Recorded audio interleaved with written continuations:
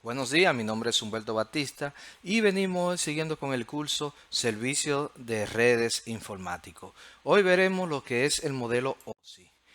Tendremos introducción, modelo de capa, el modelo de referencia OSI, encapsulamiento y dispositivo de red y OSI. A principios de los 70, 80, las compañías comenzaron a implementar redes propietarias. Estas redes como Vayan Business, Novel Network, etcétera. ¿Qué pasaba? Cada red tenía sus propias especificaciones. Si tú querías entrar a un switch, un router, un puente o un NIC, tenía que ser de la misma compañía, ya que sus especificaciones eran diferentes y resultaban incompatibles. Entonces la comunicación también entre redes era muy difícil, si no imposible. Habían que buscar dispositivos especiales para unir dos redes de dos fabricantes diferentes. Al proliferar las redes y que todas las compañías implementaban una, ¿qué pasaba? Que surgió la necesidad de desarrollar estándares de red. La International Standard Organization ISO crea el modelo OSI en 1984. En esta clase estudiaremos la importancia del modelo OSI, las funciones básicas de cada capa del modelo y el flujo de datos en una red. El modelo OSI es un modelo de red de capas. Cada capa tiene sus propias funcionalidades. Ejemplo, la capa de red tiene sus responsabilidades, la capa de enlace también y la capa de física o del medio también. Entonces, las capas se proveen servicio uno con otro y cada capa tiene su propio protocolo de funcionamiento. La capa, al tener funciones específicas, son capaces de comunicarse con la capa de igual función del otro dispositivo. Es decir, dos dispositivos que trabajan en red, en la capa de red, se pueden comunicar como pares. Ejemplo, dos routers. También dos equipos que trabajan en la enlace de datos, como los switch, pueden comunicarse peer-to-peer. La comunicación entre dos dispositivos es un proceso muy complejo. La comunicación necesita de un origen y un destino, un medio de transmisión y un conjunto de protocolos usados que deben ser los mismos para que se puedan entender entre ellos. Y dividir las comunicaciones en partes más pequeñas mejora la interoperatividad y la comprensión de los datos.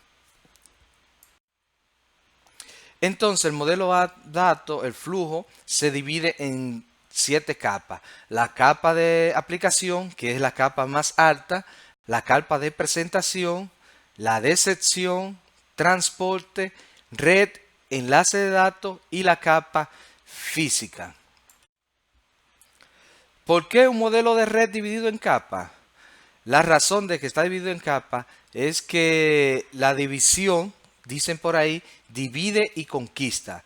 La división facilita el desarrollo de componentes de red, facilita el diseño de las redes y facilita la corrección de errores y facilita también la administración de la red.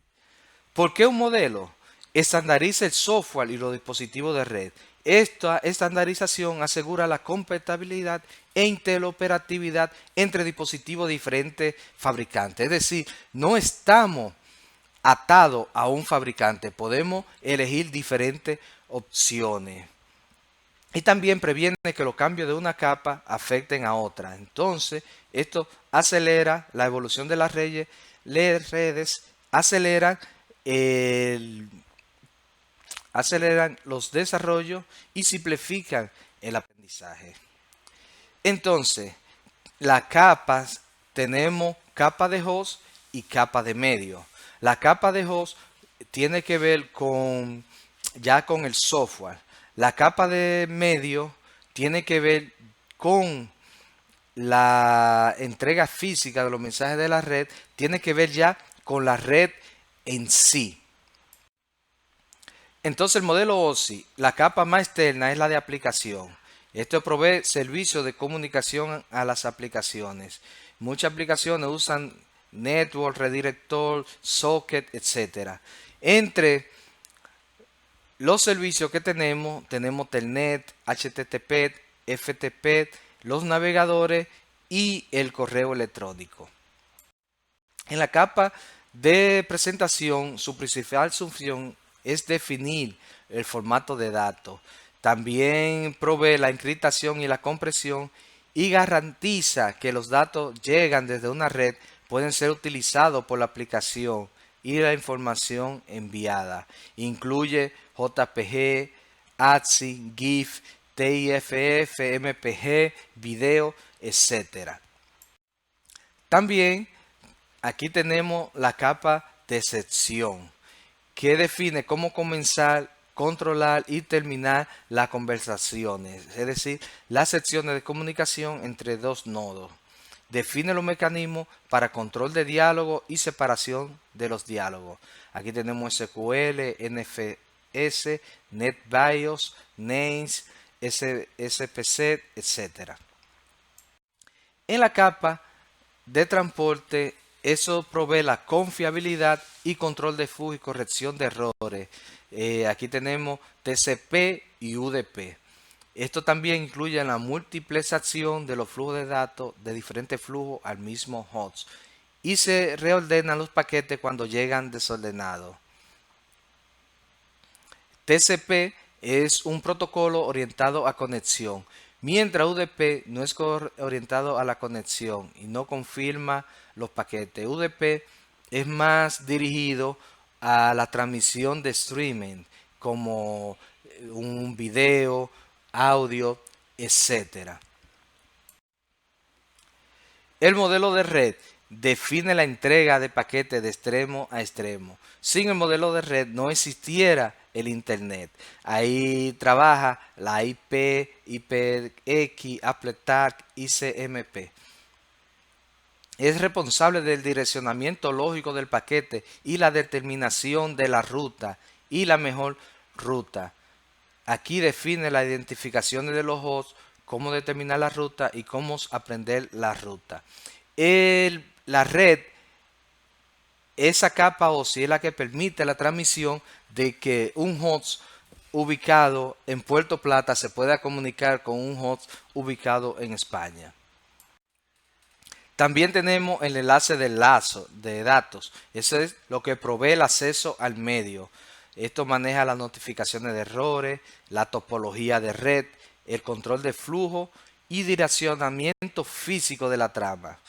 Es responsable del MAC address.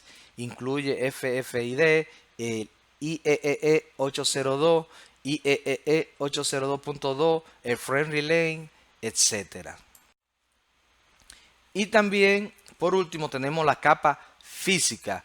Es la que proporciona el medio, los medios eléctricos, mecánicos, procedimientos funcionales para activar y mantener el enlace físico del sistema. Aquí vemos el cableado, los conectores, la corriente eléctrica, tenemos aquí Wi-Fi, todo. Todo eso tiene que ver con lo que es la capa física. Generalmente la capa física de enlace de datos y de red es transparente para las capas de host.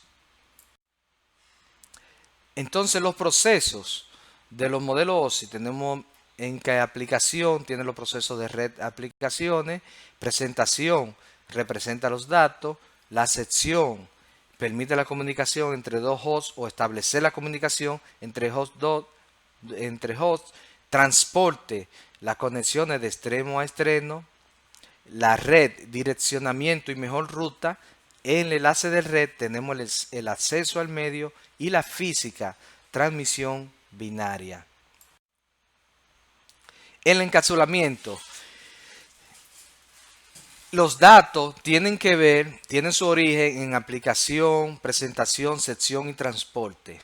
¿Qué pasa? Cuando ya esa capa de host tienen preparados los datos, lo encapsulan. Entonces se lo pasan a la capa de red.